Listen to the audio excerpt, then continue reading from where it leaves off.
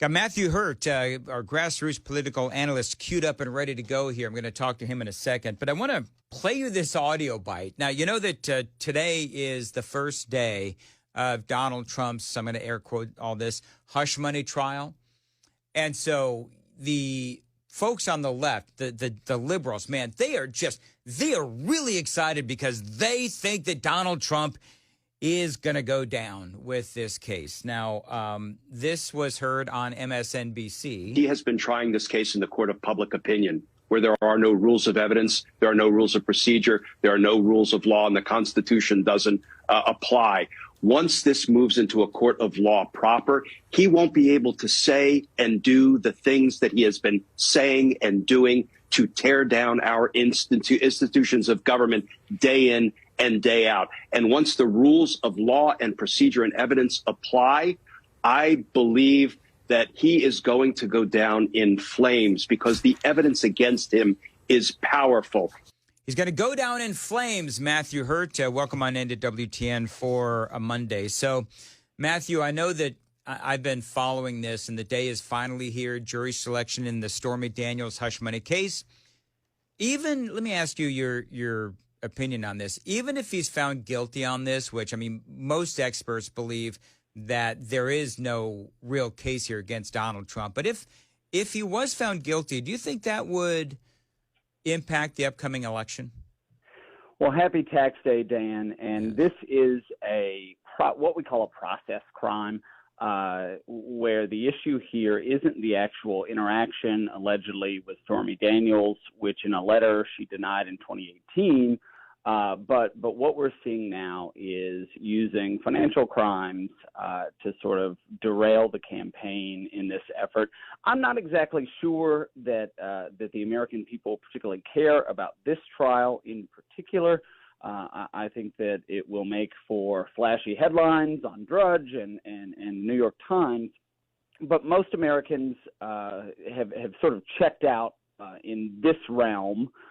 In this space of the Donald Trump legal issues that he's having. So I don't know that this weighs heavily in the minds of voters as we head into the summer. Well, I thought it was interesting because you look at some of the polling that's out there. Half of Americans believe that the former president is guilty of the charges. Now, here's the crazy thing. We haven't even seen all the evidence. I mean, the evidence that I have seen or the stories that I have read about this and the experts that I have read and listened to say that there is no case here.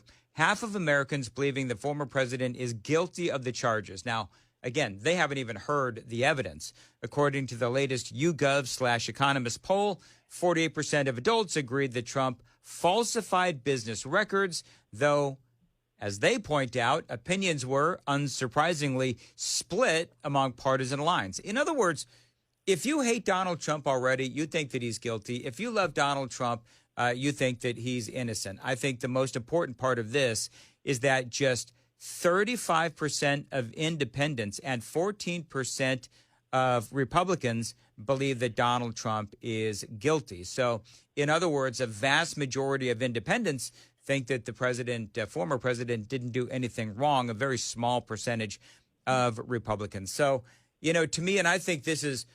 It's the same thing with most of these other cases, or if not all of these other cases as well. I think it's just a matter of time before the American people see all of this as lawfare. There are two kinds of trials playing out here. There's the court of public opinion, which we just heard in your previous clip, where the American people just have an opinion. And many of us have opinions on political issues, and those may or may not weigh on how we vote based on the other issues that are at hand. Very few people go to the polls on Election Day and say, I'm voting for this singular item, especially if that item isn't especially political. In this instance, this hush money trial. And then there is the trial that will take place in the courtroom. And they're going through this morning to select jurors. New York is an overwhelmingly liberal state, but they will have to have some sort of composition of a jury of Donald Trump's peers, and I suspect that Trump attorneys will throw out people who, your standard liberal activists, people who show up at anti-Trump rallies and who campaigned against him. They'll ask questions like that of prospective members of the jury. Have you attended a Trump rally? Have you attended an Antifa rally to try to figure out what is a well-rounded or thoughtful or educated person who can serve on the jury. And then the judge will confine those questions, whether or not Donald Trump is guilty in this instance, to a very narrow field or a very narrow concept. And so we won't have a lot of the side conversation and the chatter that we see in the news and with talking heads, but those jurors will be confined to some pretty narrow questions. That said, and as you said, I think that a majority of Americans are much more concerned about immigration, about crime, about affordability, now about Iran in attacking Israel. So there are many, many, many more issues that rank higher for the average voter than all the way down this issue, even among Democrats who, by and large, as you noted, don't like Donald Trump and are going to think he's guilty regardless of what happens in the courtroom. Matthew Hurtt, our grassroots political analyst for WTN and Nashville's Morning News, is joining us here on Super Talk 99.7. All right, so let's go through what happened over the weekend. You had, of course, Israel. They killed 7 of the commanders, or whatever you want to call them, of Iran and their embassy in Syria. So then Iran, sends about 300 or so drones and missiles and everything else that to Israel, and they didn't even make it into Israeli airspace. They were shot down by Israel, by America, by Jordan, and by Saudi Arabia as well. And so I guess now Israel is trying to decide what exactly it is that they're going to do as far as a response goes. Some are reporting that they're getting ready for another response, and what some people are saying is, going to end up in World War III. Others are reporting that Israel has just decided now that they may not respond, and maybe just everything's going to stop at this point with no further escalation. But let me ask you, and I spent the previous segment talking a bit about this. The Biden administration is trying to say that, and it's been a big topic of conversation, where you have the waived sanctions courtesy of the Biden administration. They keep trying to say, well, it was actually Donald Trump that put this waiver program in place back in 2018. And so to me, I'm hoping that people are understanding all of this very nuanced context. Dan, if you go all the way back to the Obama administration, President Obama released up to $150 billion in Iranian finances. Now, that was money that belonged to Iran, but it was tied up in our financial system in a way to prevent Iran from using that money. He released those funds. You're right. The segment that you played with Senator Kennedy, the Biden representative, it does what we call, he's threading the needle to say, the only situation here is that Donald Trump did this. Well, Joe Biden clearly did this in January of 2023, and we know that Hamas and Hezbollah are proxies for the Iranian regime. However, this situation is very precarious. We've got the situation with Iran potentially using some of the resources, some of the money allowed in, definitely through the Biden administration, and then even before that with Obama releasing funds. This is a concern for me as more libertarian.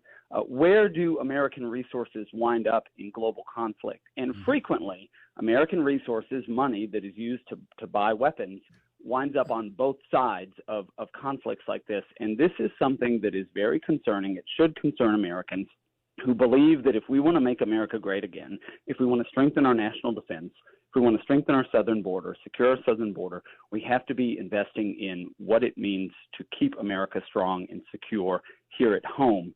And having a situation where the Biden administration allows $10 billion to go to Iran, or Barack Obama releasing up to $150 billion of Iranian resources, are things that then allow Iran to go, as Senator Kennedy said, this money is fungible, to go out and buy weapons that then help their proxies against our own allies in the Middle East.